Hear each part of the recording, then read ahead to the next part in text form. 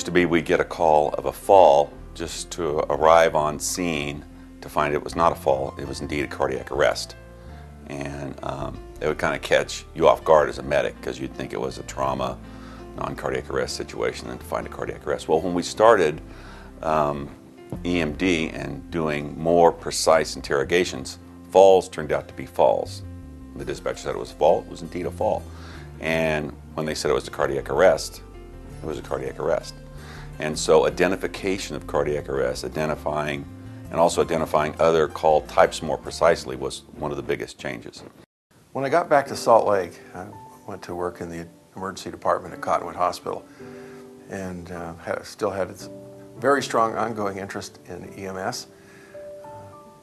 Did weekly rides as a paramedic for Gold Cross. Maybe 6 months later that I was coming off of a night shift and got a call. And the nurse said, "It's Commissioner Greener, he wants to talk to you."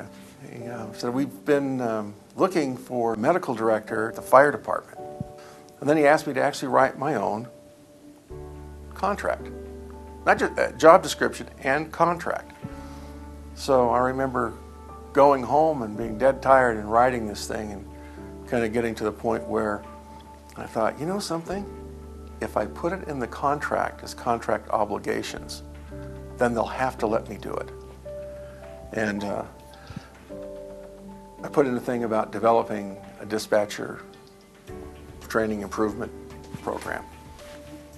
And I remember after going through all the things, I kind of had run out of stuff on the checklist and got to that and said, well, I guess I better do something.